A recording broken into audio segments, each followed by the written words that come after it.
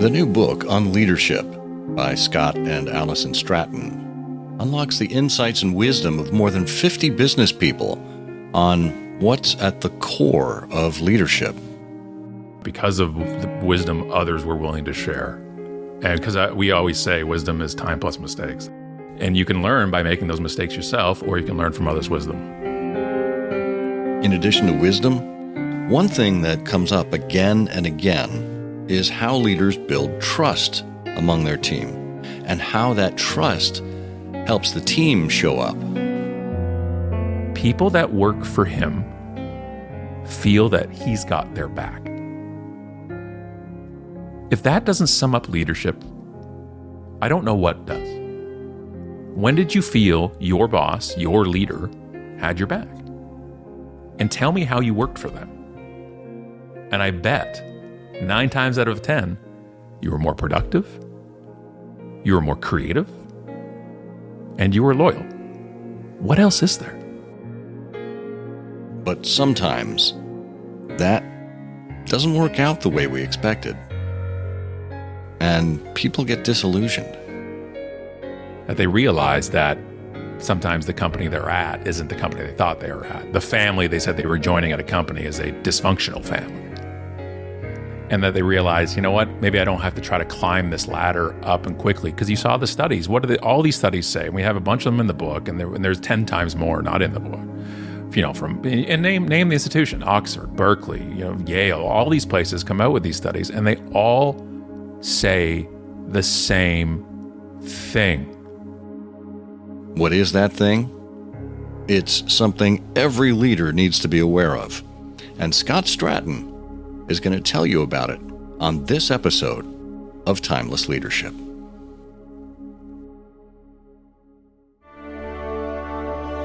This is Timeless Leadership, where we explore the values and principles that drive extraordinary leaders. We look for the timeless virtues that are just as relevant in the 21st century as they were in the first century. Universal truths that will help make us better versions of ourselves.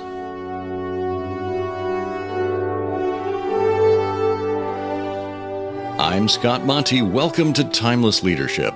As an executive coach and business advisor, I work with leaders and their teams to help them build better relationships that drive growth, business growth, and personal growth. This is the final interview of Season 4. There's one more episode left before we take a brief hiatus and resume with Season 5. I'm really excited about what's coming in Season 5, so I hope you will stick around. And if you can share the show with a friend, that would certainly help out. And don't forget to check us out on Good Pods, where Timeless Leadership has been named a top 50 podcast in the management category. And of course, the Timeless and Timely newsletter. Every week, I offer stories for curious, lifelong learners, people like you, who are looking to enhance your character strengths. And I firmly believe there are universal and timeless traits in all of us. And if we can understand and strengthen them, we can make deeper relationships, not only with others, but with ourselves, to make the world a better place. Well, let's get to it with Scott Stratten, who's focused on building relationships as the backbone of business. Scott Stratten is an award-winning keynote speaker known for his energy, passion, knowledge, humor, and man bun. He founded UnMarketing in 2002 on the belief that we can build a better business world based on integrity, community, and authenticity. It began with a call to step away from hypocritical marketing practices and instead build community and connection. Position ourselves as experts, solve problems for our clients and customers, and treat everyone we work with, from our front line to our suppliers, with respect and integrity. Before founding UnMarketing, Scott managed brands in Toronto and went to school for human resources. was an HR generalist at Goodwill Toronto and a national sales training manager for Poly Air Kantar before returning to Sheridan College to become a business professor. He's been fascinated by digital disruption since 1995, when he first got online at school when they installed Netscape Navigator, and he hasn't logged off since. Together with his wife Alison, they've taught better business practices to thousands of people worldwide. They're co-authors of 6 best-selling business books, including QR Codes Kill Kittens, The Jackass Whisperer, The Book of Business Awesome, Unmarketing, Unselling, and Unbranding. And their latest in the series is UnLeadership. Scott Stratten, welcome to Timeless Leadership. Mr. Monty, I need that intro at every gig I do. I would be glad to be your traveling VO guy. I should tell you, love it. I specifically chose the music for you from the YouTube audio clip file they give you there. It's called it's a track by Text Me Records, and it's called Undeniable. You know what you're doing, sir. You know what you're doing. Thank you for that intro. You can't prove that. Well, I'm glad you're here. So my first question, I have to open with this, is do you still think that QR codes kill kittens? You know, you write one book that has the title QR Codes Kill Kittens, and every single time it comes up in the news about something, it gets sent to us, and which is wonderful because we got into the New York Times twice during COVID because when a reporter would Google QR codes under books to look for authorities, QR Codes Kill Kittens come up first. So I literally have it right beside me. I have a copy here for my mom of the New York Times quoting. There you go. But they come up. But here's the thing: people come up all the time, and I said it's 10 years ago, and I'll say it now. They are useful in a closed system. Boarding passes, concert tickets, and they're useful for menus because we were forced. Yes. It only took a pandemic and for iPhones to make it a default in the camera. Way to go. Yeah. Yeah. Well, I mean, to kind of take the dark view of this, it's not the kittens that had to die, but it was a lot of humans across the globe. A lot of people. Exactly. And it's like, well, finally, it's I use it all. Every time I use it, I use YouTube TV, like I'm on the road. And the hotel has a TV that's, newer than 1997. And they're like, you can log in to YouTube. And every time I do it, I got to use a QR code. And I just kind of giggle to myself. It's wonderful. There you go. Well, hey, everything's cyclical, I guess. Exactly. Well, so this is interesting. I've obviously followed your career for a while. We've been on kind of parallel paths. I knew you all the way back when I was at Ford. Yes, sir. I've admired your work, and largely it had been around marketing or unmarketing, as you had branded it. Yeah. But you evolved to, as you say, unselling, unbranded, and now UnLeadership. So talk to me about this journey where you've gone from kind of a pure marketing play to talking more broadly about leadership. It's a funny thing because first off, like leadership and people and teams is the only thing I'm academically qualified to talk about. Like I went to college for HR. I worked in HR, like you said, you heard, and I taught at Sheridan College. I was an HR prof there as well. And it was like the only thing I'm actually trained in is people. And which is funny because actually on marketing, on branding, on selling, it's all the same thing. It's all about the people and the connection. And how the journey went was I never planned to get into marketing or sales or leadership or branding. One of the things I looked at as an entrepreneur, which I think is Latin for just bad employee, is you look for the gaps, right? You look for the holes. And one of the things I needed to do, and when you said in the intro that I got online in 95, Netscape Navigator, it was literally at that point that I saw when I got online, I started going to message boards and forums and IRC chat, and even like ICQ and those type of things, that I could connect with people that were beyond my field of vision, that physically field of vision, that I could not just be in my town and the Chamber of Commerce or into Toronto. It was going to be that I could then now find people that were an arm's length away, but I could also be a world away, and I could get to know people like that. And I loved it, and I kept going. And then one of the things for me as an entrepreneur is you look for the gap. You look for the gap that you can fill. And the gap I found that's still out there today, just in different platforms, is the knowledge and skill gap in those places. So it wasn't that I wanted to go out and necessarily be a marketer. It's that I was marketing my stuff better than other people when they're going through the other routes, when they're going through the routes that cost money. Because one of the best ways to figure out, to be creative is have no money. Right? You can't go and just outspend your way out of a problem. You can't out-advertise your way and try to get sales. You can't do this kind of acquisition cost type of thing and have an investment. When you don't have money, you got to find other ways. And I thought 20-something years ago that there was people out there who didn't want to be a hypocritical marketer, that they wanted to be marketed to the way that they liked to be. And it started with a call that I was at a friend's office when I was at Polyair, and I was seeing if we were going to go for lunch. And we were talking at his office, and we had just gone for lunch. We got back to his office, and we were just chatting, and his phone rings, and somebody was cold calling him. And he berated the person on the phone, berated them. And then hung up the phone, and we're just like, yeah, right? It's just so annoying. And he's like, okay, Scott, I got to go. I got to do my calls. And I'm like, what are you talking about? I have to go annoy some people. He says, I said, you just reamed out somebody for doing it to you. And he's like, yeah, but I have something people need. And I'm like, oh, okay.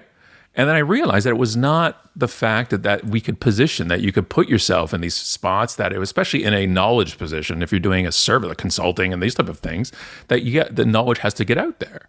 And before, back in the old days, 20-something years ago, it was magazines, it was books, it was period, anything like that. And that's when I started realizing the positioning. So back then, it was putting an article in the Canadian HR Reporter and then that got me a training client, and then this, and I started doing those things, and it kept going, and it kept working. And I'm like, there's got to be more ways like this. And I just kept looking into it more and more and more. And then I read Permission Marketing by Seth Godin on a flight. And I'm like, oh, that's what you call all this stuff. And I loved it. I read it on the flight across country, just one flight, read the whole thing. And I'm like, all right, Permission Marketing gave me permission to keep going. And then eventually when Unmarketing was going to come out, I wanted Unmarketing to be on a smaller scale, because you never picture I'm going to be a level of Seth or anybody else. I wanted this book to come out to give other entrepreneurs permission to be themselves and use their strengths and not focus on improving their weaknesses when it came to positioning themselves. You don't like cold calling? You're going to throw up before you cold call? Don't do it. There's other ways to do these things. If you're getting physically ill before you do something, if you have to vomit before you speak on stage, we can find other ways to get you in front of people, right? There's ways, and and it was like going with your grain. That's originally one of the original titles I thought about using, but I thought Unmarketing was a great title because it created curiosity. And the original title for Unmarketing was Unmarketing, how to market your business without spending a dime. And then that only attracted people who had no money, which didn't help me when I was consulting or anything else. So I had to realize the selling point of Unmarketing wasn't the fact that it didn't cost money, the fact that it could be perpetual, that you can put an article out there online, it can get read for months. They can be out there, and it could get and positioning and SEO, and it changes stuff and it shifts stuff, and that's where we started running with. And then we'd go into Unmarketing, and it really blew up, and then social media was there. And I had a viral video company in the 2000s that was one of the most successful in the world. If you ever saw online those slideshows that were the cheesy slideshows with the stock photography and the royalty-free music and the dashmovie.com and the timemovie.com, you only have 86,400 seconds a day. And if you watch one of those, I'm sorry. I apologize. It's you. That was mostly us, and I'm sorry. And they worked. We did 67 client projects. They built huge newsletter followings for people back then, because that was one of the ways to get a following back then was building your newsletter. And so we got a system down, and I just sold a lot of $10,000 slideshows with guarantees of views because we had a huge list of people that wanted to watch them. And then the recession hit, and nobody was in the market for $10,000 slideshows anymore. Plus a program came out called Animoto that could do it for you for nothing.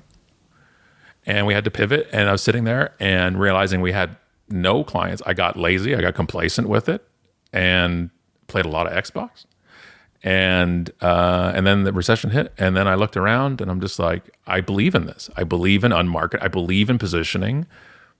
I believe in stuff, and social media started kind of blowing up a bit, and I got on Twitter, And I'm like, this is dumb. And I got off Twitter. And a couple months later, I'm like, I can't be that guy. If I'm going to be in marketing and talk about what I've done, because I realized before that, that's what I had done. I'd done marketing when I was marketing bands in Toronto. Again, no money. How do you fill a club? How do you fill a venue? All these principles were always together. And it came down to, instead of push and pray marketing, pushing out a message and praying people will buy, I called it pull and stay.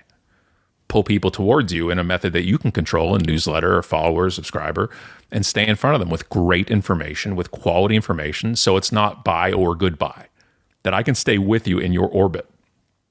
That you could stay in Scott Stratten's orbit without ever having to buy anything from me. You're more than welcome here, because it's also knowledge sharing. And I think we talked about this before we went live. It was that I think that wisdom is time plus mistakes. And the more wisdom you get, the more mistakes we've made. And how you fix the game is by learning from other people's mistakes, from their wisdom. And we were trying to do that. And all these worlds were coming around. And then I got back on Twitter and said, I have to live here for at least a month so I can be the person that says, I've tried it, I don't think it works for me, and I don't think it works for these type of clients. And I got on there and I lived on there for 30 days. And I tweeted 7,000 times in that month. And 87% of those were replies. I was just seeing tweets I was interested in and replying, just starting conversations because I liked them and I was just creating it.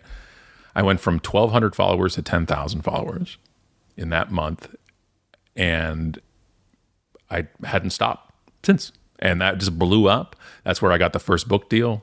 That's where the Unmarketing book deal happened. That's how I met Alison. I have the greatest social media ROI in history. We just celebrated our 10-year wedding anniversary this past December. Congratulations. Thank you, man. And we got married at the drive-thru in Vegas, $62. It was amazing. And second wedding for both of us. So we're like, we're just gonna make it official.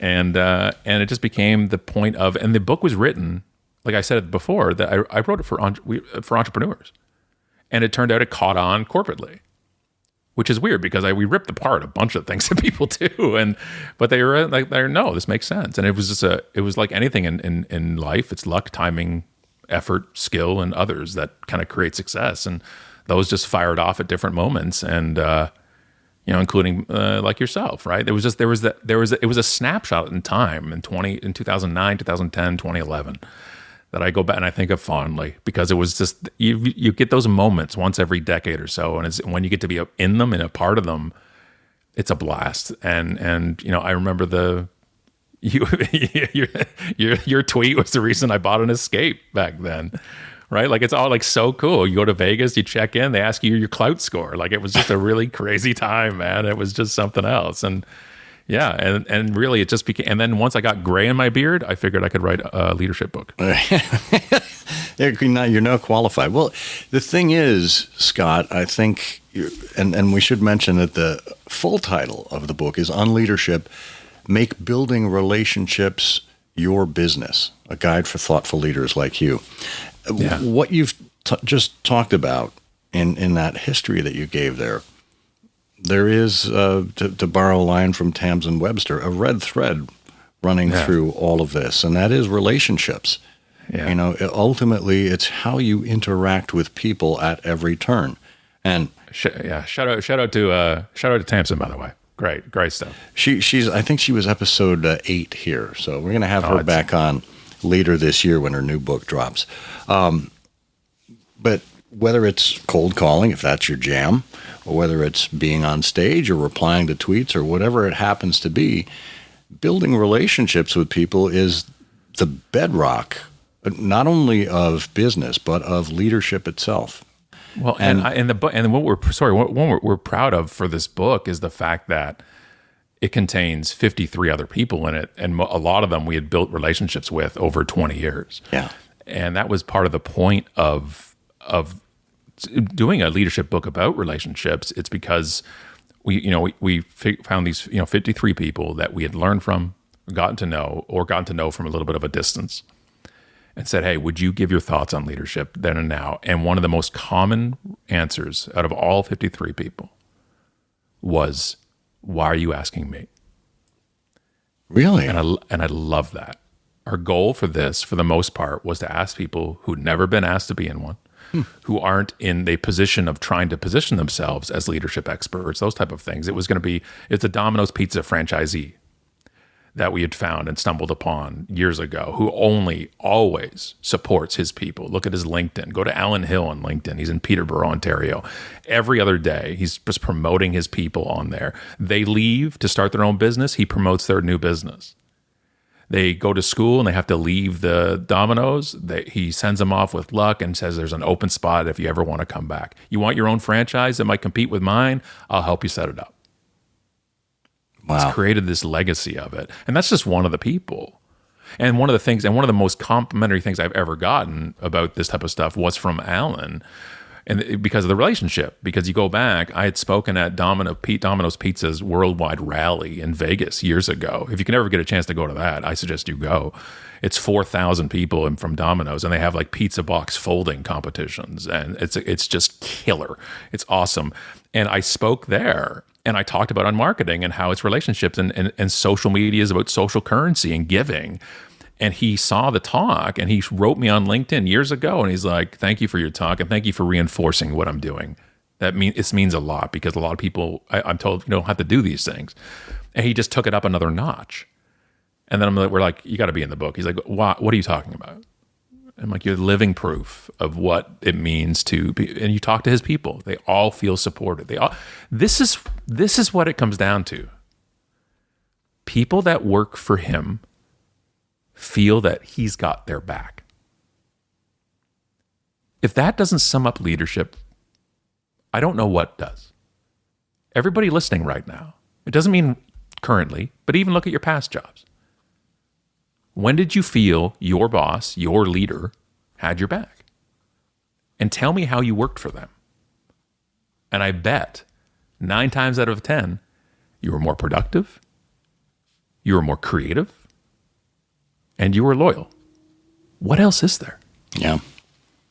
I mean, to me, that really encapsulates it, because but particularly in a corporate setting, which I have some experience with, right, the leader that goes and knocks down the obstacles for you, that clears the way, that smooths the road, makes it easier for you to succeed, that's the kind of leader you want to be aligned with.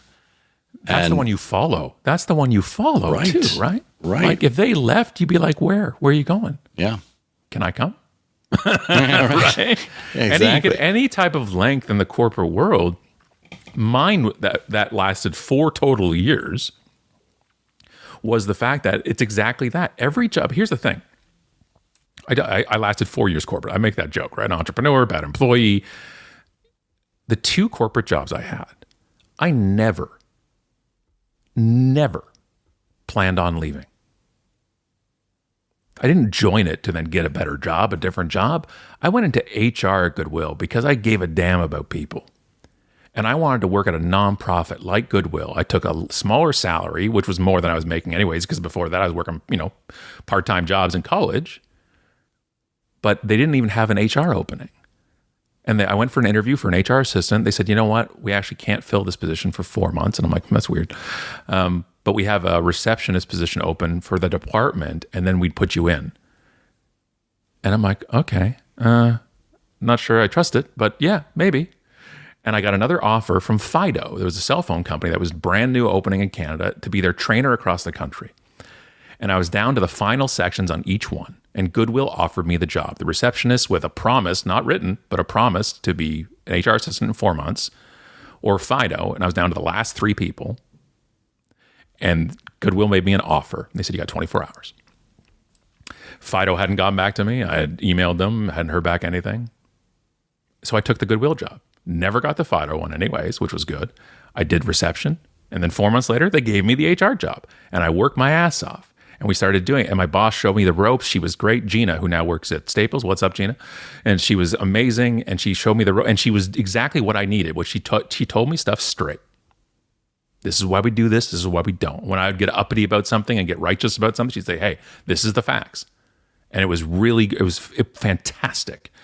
It was Goodwill. I believed in the cause. I lived the mission. We went to the internal Goodwill games, which is all the Goodwills can go to it. I was a team captain. I ran the chants with all of our staff and all of our people that had special needs that worked at Goodwill, all part of the team. I'm in. Jim Dreiling, the president of Goodwill Toronto, came and said, "You're something, Scott. You believe here." I want to put you on a track that we can make sure that you're here for a long time. And I'm like, me too. I met someone. I moved in with them. She has a son, Aiden, too, who's now 26. And he would get strep throat sometimes, tonsils, kids, this happens, right? Daycare. My boss goes on mat leave. I went to her, we were at a wedding. We went to her baby shower, right? It was wonderful. Like, talk about connection. She goes on mat leave. The kid is sick at daycare. His mom can't get out of her job at the moment. I'm 2 blocks away. I make sure all my stuff is taken care of. I didn't have interviews or stuff that afternoon in HR. Whatever I had to do, I made sure it was all taken care of. I went, picked him up, brought him home until she could come get him as well. I was gone about an hour, middle afternoon, came back. The person who replaced my boss on the mat leave, who was the manager of health and safety, sat me down. He's like, so, did you leave? And I'm like, what? It's like, did you just leave the building for an hour? I'm like, yeah, kid had strep. I had to go pick him up. He's like, you didn't ask. I'm like, yeah, I'm an adult. A kid was sick. I didn't have to ask. He just stares at me. And I said, I need your permission to pick up my kid if they're sick. And he looks at me and goes, you're damn right you do. I said, cool. Wow. And I started looking for a job. And I changed, and that's where you see in my LinkedIn, National Sales Training Manager. That's why I went to that job. I didn't plan to leave the first one, but nobody wants to work anymore, right? No, they just don't want to work for you. Yeah.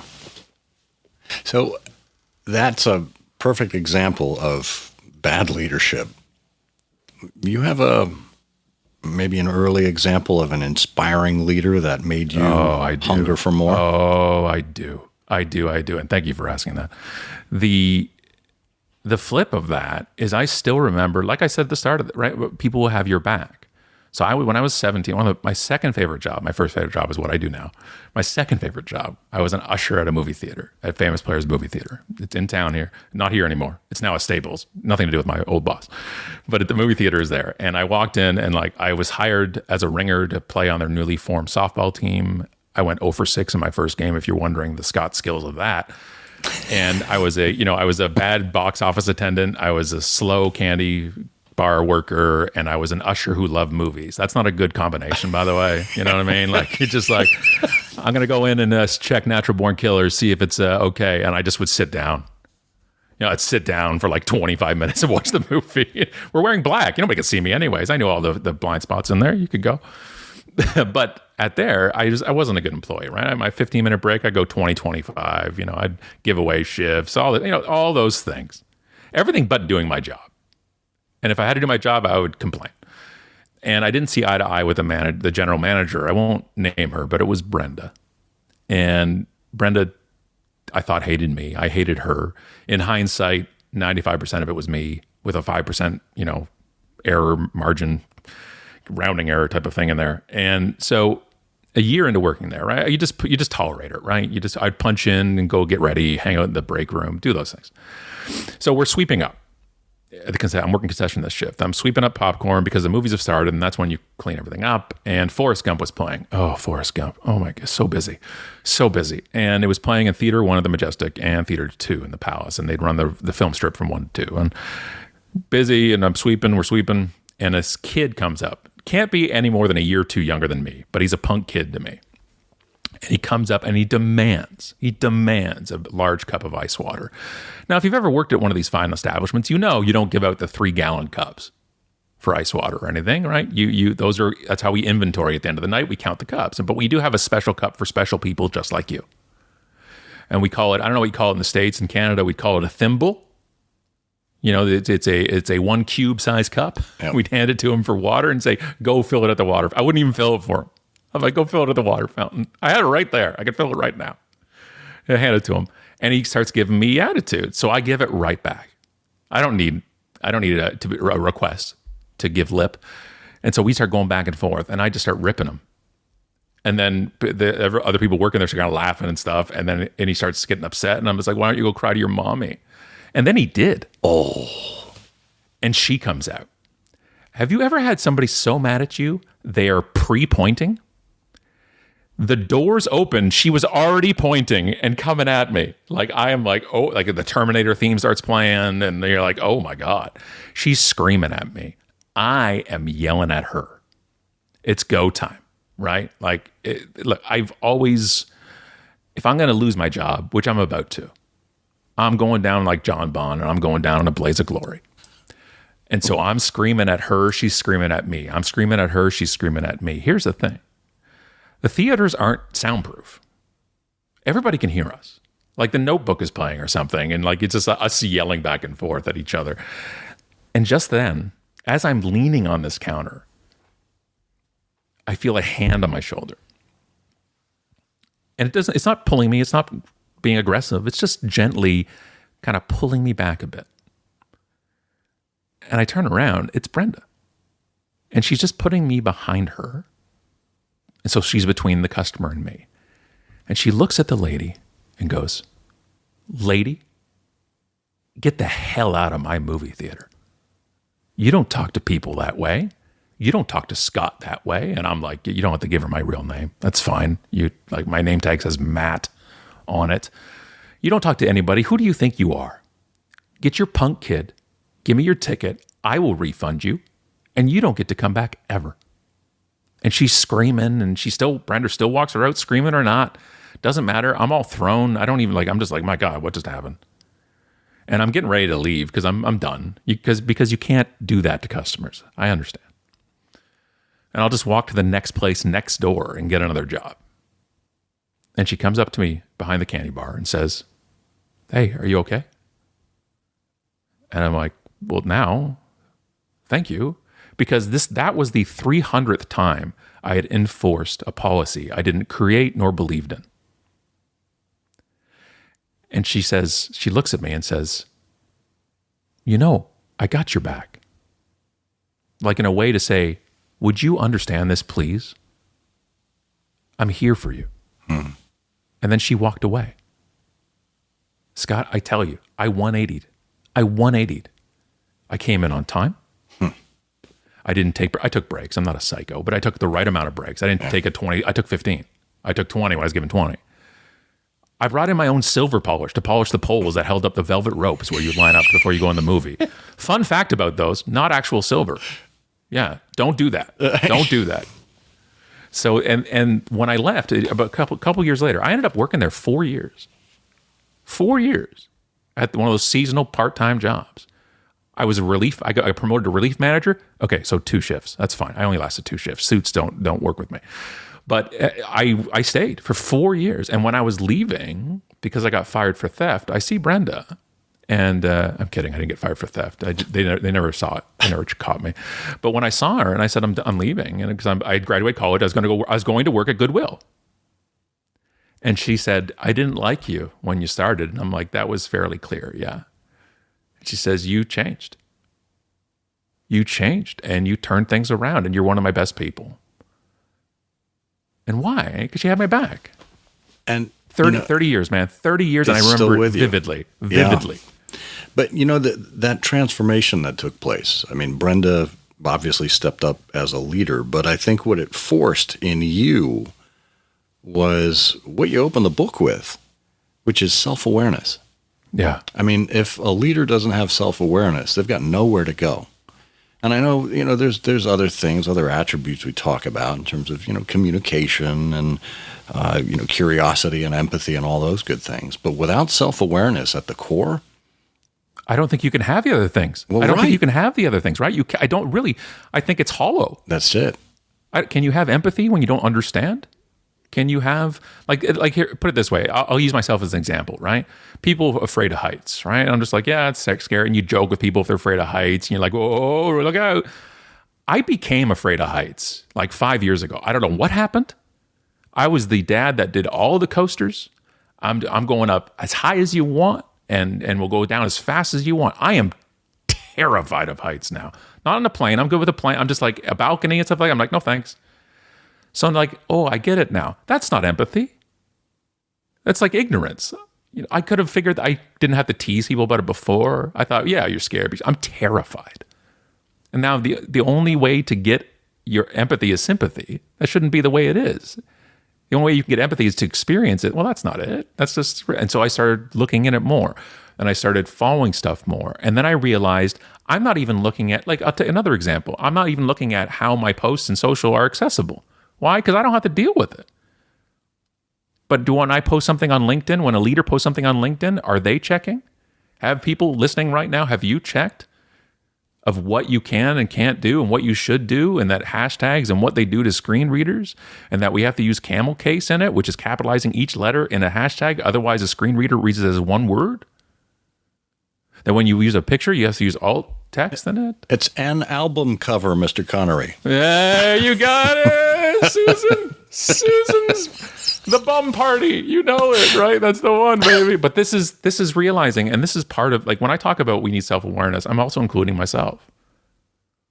That I have that being on this side of stuff and realizing that, you know, it's anything from when you leave a room to when you enter one, and the impact that you have. It's like talking to people. Here's an example too. I recently was at a place, a company, and just kind of dropped by with a book, and they had bought some, and I knew the people, and it was great. Say, hey, and we did kind of a fireside chat, and one of the things we talked about was, about listening and self-awareness. And I talked about, and one of the examples I gave, and I'm starting to use it on stage now because it works. It was texting with my kids. And I this is true. Like, for 7 years until recently, my son told me he thought I was just angry at him when I was texting. Oh, and I know like, why. Son, I know what why. are you talking about? Yeah, tell me. You know, you've got it. Tell me. Punctuation. That's it. I put a period at the end of every text. It's a generational thing. And so I'm like, well, then I'll just use a thumbs up. Don't do that either. GIFs? Jeez, it's like I put in a memoji now or something. Like, it's not gonna. So realizing, like, the communication. So, anyways, my friend who's a leader too had said, and we talked about things where when you communicate to your team as a leader, it is not level communication. It is power communicating to subordinates. No matter what way you look at it, you have power over them. Mm-hmm. I'm not saying it's that you're holding it over them. I'm saying you have it. There's self-awareness right there. That whatever you say, you might think is situational. That something was wrong, something happened. Maybe, let's say it's a hashtag, and you didn't put and you say, hey, we need to make sure we do this. Okay, what you think is situational, your subordinate might feel is foundational to them. Yeah. And it's how you communicate. Do you send your team meeting calendar invites for meetings over the weekend for the following week and give no explanation of what the meeting's for? You're a psychopath. When it comes to, if you looked at it self-awareness wise, the entire weekend your employees are just peeing their pants because they think they could be fired.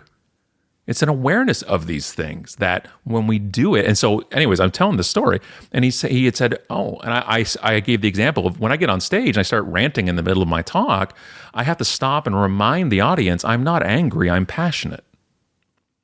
Because I get too angry. And I have to realize I'm getting too angry. And my friend had said, oh, I had that happen too, because my team was misinterpreting what I was saying of anger when it was passion. And I'm like, they're not misinterpreting it. That's the message they're receiving. So instead of thinking it's the staff's fault for misinterpreting, it's how I'm encoding a message. It's the basic communication models from college. Even high school. It's funny because years ago, in speeches I gave that were centered around social media, and we're talking about like 10, 12 years ago, I would use a quote to ground people in what we're talking about here. If you wish to persuade me, you must think my thoughts, feel my feelings, speak my words. And then the big reveal would come. Wow, that quote was from 43 BC. Cicero said it. I use a Cicero quote in my shit now. There you great. go. It's but so these are universal human truths, and whether it's from a leadership perspective, a marketing perspective, it's fundamentally understanding how the human brain works and how we interact with each other. Yeah, 100%, and that never changes. That hasn't shifted. That hasn't moved. That hasn't changed. And we just kind of keep going through these motions, and it's It could be a troubling thing, especially, this is one of the other things that gets me. I get, for talks, people will say to me, especially leadership talks, they're like, can you not bring up like COVID and this type of stuff? And I'm like, all right, look, at one level, I understand what you're saying. You're trying to look, in the future. However, it was the most significant event on this planet. Yeah. And the only event I think the entire world was involved in my lifetime. And you don't think that affects people? You wanted to say that young people don't want to work anymore without taking into account that their entire brains hadn't been developed before we hit a pandemic in the world? You don't think that's a fact that we need to discuss? You don't think it's relevant? People are like, well, let's just get back to business as normal. Let's all get back to the office. Let's all do this. We're all back. Everything's fine. No. No, we're not. That's like the classic abuser's behavior where you're in an abusive relationship and then it's just like, well, just get over it. We're going to move on. Yeah. Yeah. It's in the past. That's in the past. Yeah. That's in the past. Let's go do it. People have changed. I know I have. We've shifted. I'm not dealing with this stuff anymore. I'm just not tolerating this stuff anymore. But luckily I have the privilege. I'm not working at a company, which is also why we asked all these people to be in this book. It's easy for us to say this stuff. It's easy for me to say culture is driven top down, but felt bottom up, but I'm not on the bottom feeling it. Yeah. What does the leader or the junior leader do who has a team beneath, and maybe their first team beneath them and has 3 or 4 reports, but 2 people above them is a toxic person? Like, that's the stuff I want to know how to navigate. That and how as a leader you use that shield when all they've given you is a piece of cardboard and a used paper towel roll to be your defense sometimes. Like, that's the stuff I look at and say, okay, let's dig into that. Well, and in addition, you think about going back to the way it was before, which is impossible. I mean, first of all, the whole cliche about not stepping in the same river twice is true, but the world fundamentally did change. Thinking traditionally, companies have enticed people with, compensation and titles and promises of advancement. And now, I mean, you look at I think it was the workplace happiness study that you guys quoted. Yes. That people want something different now. What are people looking for now that would make them happy that leaders need to be aware of? Well, it started before COVID, and it's kind of the things we used to look at casually. But a lot of it, we were just putting down to millennials. We were saying millennials want to work at a place that has meaning. Millennials want to work at a place that has more than just making money. Well, that's a lot more people now, that they realize how short life is. That they realize that sometimes the company they're at isn't the company they thought they were at. The family they said they were joining at a company is a dysfunctional family. And that they realize, you know what, maybe I don't have to try to climb this ladder up and quickly. Because you saw the studies. What do all these studies say? And we have a bunch of them in the book, and there's 10 times more not in the book. And name the institution: Oxford, Berkeley, Yale. All these places come out with these studies, and they all say the same thing. Let people choose where they work. People want to work for a place that makes a damn difference. And not everybody wants to climb the ladder as quickly as possible. And another study comes out and says, you have to change your jobs every 2 years or so just to keep up with inflation. Just to keep up, even make any headway. We see these things. We see these studies. We're given studies from all these esteemed institutes that say, hey, work from anywhere is better on these 29 different levels. And you turn around and say, yes, but for me and our team, we are more effective in the office. We're more effective. We're better in the office. And I say to that, mon frère, that if you all are better in the office, you wouldn't have to make it mandatory to return to the office. Oh. People would come rushing back. Good one. Because people were at home. Not only did they still work, They were more profitable across the board, most boards. Well, now we got a return. And what we're doing also is we're just be honest, but I know a lot of people won't. Because the actual reason you want them to come back to the office are many other reasons, not what you're saying.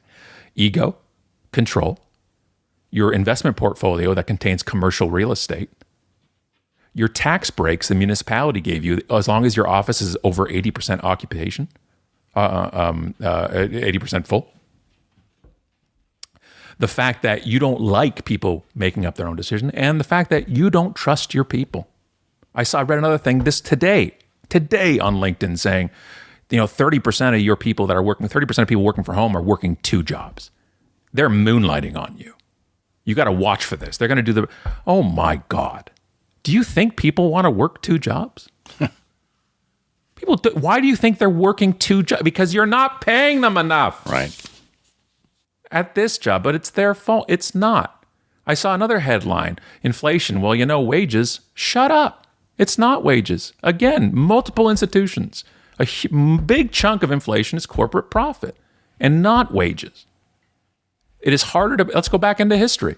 It is harder to buy a home now on a financial ratio than it was during the Great Depression.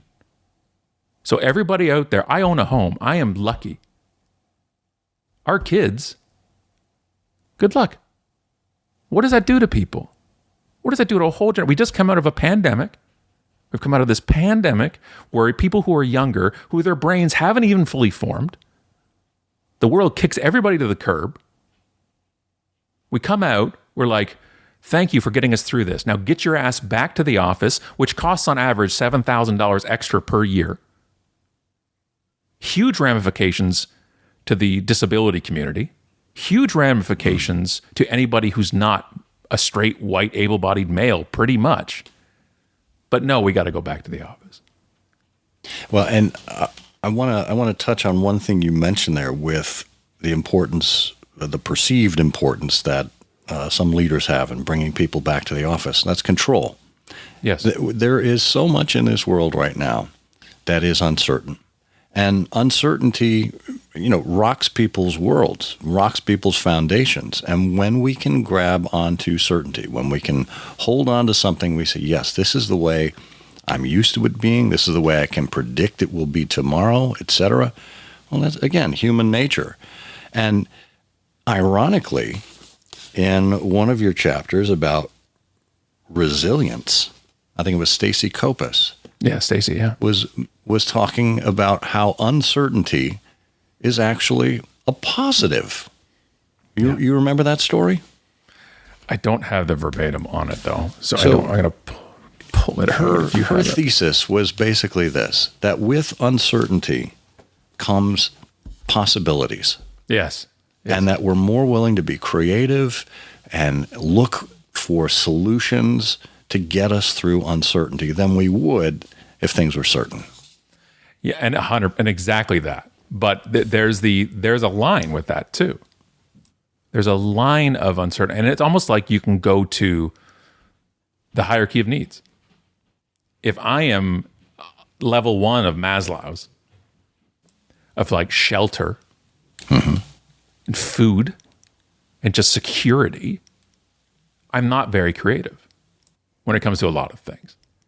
Like there's a level of desperation that people can get to. It's not very creative, but there's a window there. If I can feel that I'm going to be okay this month, I talk about creativity. When I told you managing bands and I had to be the most creative person possible when it was uncertain, I had to do everything and anything to make it work. So I certainly grab onto a bunch of stuff that Stacy says with that. But my problem with the resiliency world is the fact that companies reach out and say, hey, can you talk to our employees about being resilient? And sure. What are you doing that forces them that they need to be more resilient? And what do you mean? I'm like, well, let me talk about what are their working conditions? No. We're talking about like overall. Yeah. If the majority of their time is at work and you're saying we're going to try to be more resilient, a lot of the times it's instead of, fishing the kids out of the bottom of the river, go up to the top of the river and get the person to stop throwing them in there. It's like this whole world of we don't find that we are one of the company is not one of the reasons why I'm so stressed.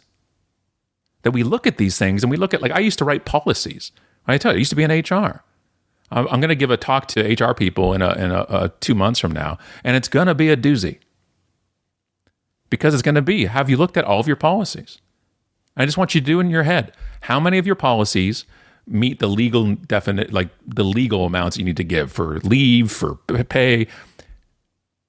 And then I want to ask you, so would you give them less if you didn't have to? Like the Chris Rock minimum wage joke, if you could pay them less, you would, type of thing. And then look at it. I want to see policies. If you say we cover all of our stakeholders, vendors, employees, customers, and shareholders, cool. What is your vendor pay policy? What's your net? Is it net 30? Is it net 60? Is it net 90? Or the wonderful one I've seen, the net 120. I've had that one. What does that tell a vendor? That we are not for our vendors. What we're telling vendors is we're just using your money right now in other ways because we want to. You know, I actually had net 120 terms from a client that was a bank. Are you serious? You're asking me to be your bank by carrying you for 120 days? Are you kidding me? Well, now I can see how you guys manage your money. I mean, yeah. Oh, it's just it, and then they'll say, "Well, it's policy." Yeah, somebody wrote it. It's a bad one. Right. Yeah, it's a policy. It's a bad. You can change those, right? I changed them, and I was right out of college. And then I went there, and I'm also like, and I talked to a colleague of mine in HR who was in another office, and I'm like, hey, our benefit plan is really good. Like, staff doesn't even know they can get massage, they can get this. I'm gonna write a memo out to everybody to tell them no. And she said, don't you dare. What? Because then everybody's gonna go use it, and then our premiums go up. And I'm like, can you hear what you're saying? It's a benefit. And Scott, it just makes, I'm just so tired. I get so tired when it's stuff that this is not even about the world and disruption. And it's people that instead of logic and realizing every person is individual and unique, we put a blanket policy that everybody has to abide by, unless you're in senior leadership, that everybody has to abide by because it's easier. You're lazy. You're lazy. Individuals can be addressed on an individual level. Well, we have 3,000 employees. Do you? Is it one manager and 3,000 employees? Or do you have 2,000 managers and a few reports to each person? Or however it works. You can handle that. I saw something go viral a little while ago. I'm sure you've seen it, or somebody listening has seen it. And it was a thing on a wall in a hospital in the staff room that said one of our staff, her cancer treatment's gotten worse and she's run out of PTO. We've set it up so you can donate some of your PTO to her. Are you serious? Instead of just giving her more just PTO. Just give her the right. Well, we can't. Why? It's our change it. It's no excuse. Yeah, and then the natural progression of that conversation is, well, if we change it for her, we'll have to change it for everyone else. Yeah, so everybody else who gets cancer too. Yes, 100%. Also, you're a hospital. Right.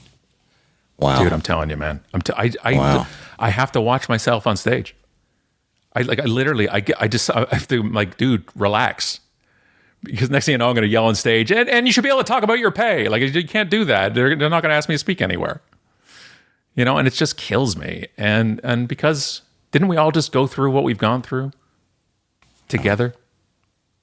Together. That's exactly it. It's about those relationships at the core. 100%.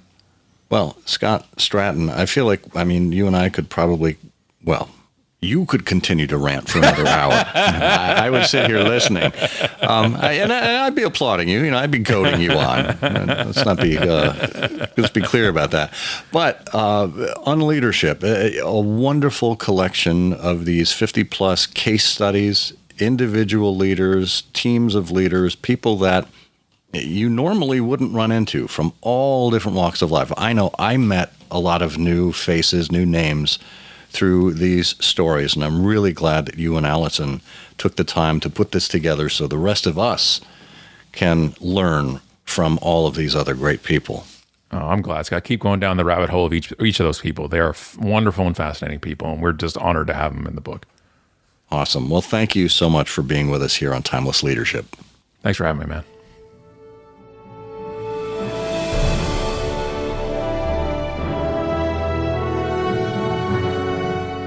You know, leadership isn't rocket science. It's simple. Be a good person. Take care of others. Have their back. And always remember at its core that business is personal. The minute you try to separate business and personal, every humane instinct you have gets put on the back burner. And that doesn't help anyone. Next week is our last episode of Season 4, when I'll wrap up with the fourth and final skill in our Core Leadership Skills series. Make sure you're subscribed to the show and, of course, to my Timeless and Timely newsletter. Until then, remember that when you build relationships by helping others to dream more, learn more, do more, and become more, you are a leader. I'm Scott Monty. There's so much to learn.